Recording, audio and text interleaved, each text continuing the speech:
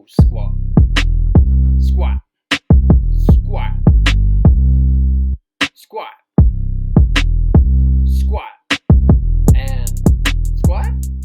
Squats. Are you struggling with getting full depth, full range of movement squats? Are you struggling to get ass to grass all the way to the floor? Well, if you are, you're not the only person in the world. And right now with this pandemic, we're stuck at home. Squats is one of the biggest exercises we can do. And if we can't get all the way down to the floor, we're not utilizing the squat properly. We're not getting the best benefits out of the squat. So what can we do in order to achieve a better, fuller range movement squat?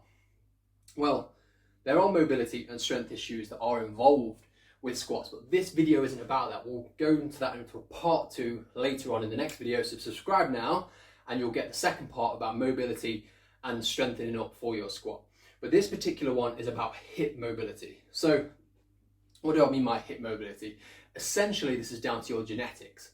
Some people have what we call a deep hip socket. Some people what we call have a shallow hip socket. So essentially, imagine the ball here, as you can see.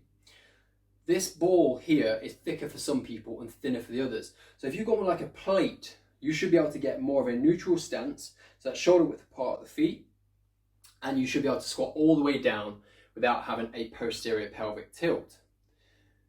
If, however, you cannot squat all the way down in that position, you may have what we call a deep hip socket. So that means that you'll have to have a wider stance. And having a wider stance is actually fine, don't worry. It's actually good for you. You want to put your feet in slight external rotation as well. This way you should be able to get full range of movement into the squat and full depth without getting what we call the butt wink. So the butt wink, as you saw a second ago, is where you get a rounding of the lower lumbar and you're getting like a pelvic tilt. We don't want that. You want to have a straight ass back as much as possible. That's right, I said a straight ass back. So how do we achieve that? And also, how do we test for it? So right now I'm gonna get on the floor. So one way to test for it is to lie down on the floor, and I want you to bring your knee straight up towards your chest. Now, as you can see here, I can only bring my knee up to maybe just around about neutral with my hip joint, maybe slightly above. But if I externally rotate it and bring it out to the side, you'll see I'll be able to get more of a range of movement. I hope you can see that, otherwise I'll have to change the camera. And if it's a case where you can go all the way up in a neutral position, which I can't without my back lifting off the floor, then that means you have what we call a thinner disc. So you should be able to squat in a more neutral position. Like I say, if you're having trouble squatting all the way down and you're trying to be stuck in a neutral position, widen up your stance. You'll get a much better squat and fuller range movement.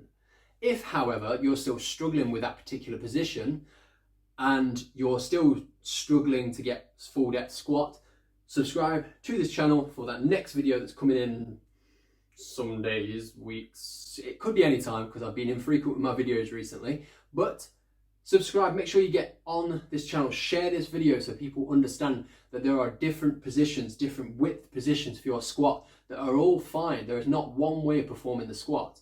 Now, the next video is going to be about mobility and building in mobility drills in order to get a fuller, deeper squat. Anyway, I hope you enjoyed this video. I hope you find it informative and I hope you share it. Goodbye.